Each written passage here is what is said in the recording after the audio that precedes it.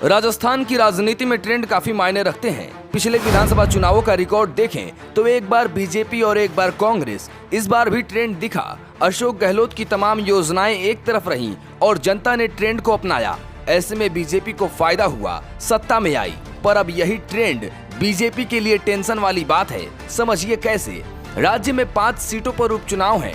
कांग्रेस चाहेगी कि एक सीट भी न गंवाए, वहीं बीजेपी एक सीट भी जीतती है तो ये वापसी ही मानी जाएगी। साथ ही बीजेपी की कोशिश उपचुनाव के ट्रेंड को तोड़ने की भी होगी। पिछले 10 सालों के रिकॉर्ड को देखें तो उपचुनाव में कांग्रेस का पलड़ा भारी रहा है। कांग्रेस सत्ता में रही हो या फिर विपक्ष में, उपचुनाव की बाजी मारती रही है। ऐसे में भजन लाल शर्मा की चुनौती होगी। 2014 से 2024 के बीच अब तक विधानसभा की 17 विधानसभा सीटों पर उपचुनाव हुए हैं। इनमें से कांग्रेस ने 12 सीट पर जीत दर्ज की। इस ट्रेंड को देखें तो कांग्रेस बेहद उत्साहित होगी। इतिहास में जाने से पहले हाल ही में हुए विधानसभा उपचुनाव की बात करें तो 2024 में ही करणपुर विधानसभा सीट पर उपचुनाव हुआ था। बीजेपी ने दांव चलाते हुए इस सीट से खड़े प्रत्याशी सुरेंद्र पाल सिंह टीटी को मंत्री भी बना दिया। इसके बाद भी भाजपा को हार का सामना करना पड़ा। अब इतिहास की बात करें तो वर्ष 2014 के अप्रैल मई में राजस्थान की 4 विधानसभा सीटों पर उपचुनाव हुए। नसीराबाद, वैर, सूरजगढ़ और कोटा दक्षिण पर उपचुनाव हुए। प्रदेश में भाजपा की सरकार थी। इसके बाद भी 4 सीटों पर सिर्फ एक सीट पर भाजपा जीत दर्ज कर पाई।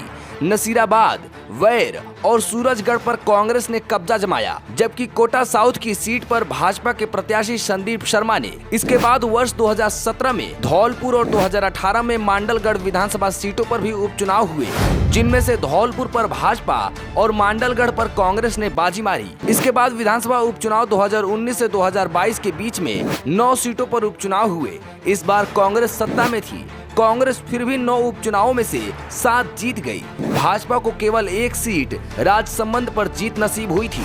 अब इस ट्रेंड को देखते हुए भाजपा के लिए टेंशन की बात जरूर होगी।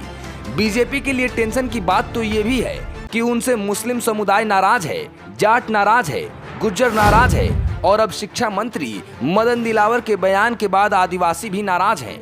भले ही ये सभी 5 सीटें बीजेपी के कब्जे वाली नहीं हैं, लेकिन सत्ता में रहते हुए उपचुनाव में न जीतना उसके लिए बड़ा झटके से कम नहीं होगा। वो भी तब बीजेपी ने हाल ही में लोकसभा में 11 सीटें गंवा दी हों।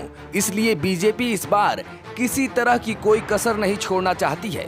प्रदेश की 5 विधानसभा सीटें देवली उनियारा, खिवसर, चौरासी, झुंझुनू और दौसा खाली हुई हैं, जिन पर उपचुनाव होने वाला है। दौसा झुंझुनू सीट की बात करें तो यहाँ मीणा, गुज्जर और मुस्लिम बाहुल्य वाली सीट मानी जाती है। सचिन पायलट का यहाँ असर देखने को मिला था। दौसा के आसपास की करीब 10 विधानसभा सीटों पर कांग्रेस के विधायक काबिज हैं। ऐसे में बीजेपी को यहाँ 2 गुनी नहीं 10 गुनी मेहनत करनी होगी। देवली उनियारा विधानसभा सीट की बात करें तो यहाँ मीणा, मुस्लिम, गुज्जर और दलित है। इसके सहारे कांग्रेस को अपनी जीत की संभावना है। खिवसर सीट पर बेनीवाल और 84 सीट पर रोद का प्रभाव अच्छा खासा है। ऐसे में बीजेपी के लिए ये चुनाव जीतना 7 योजन पार करने जितना मुश्किल काम है।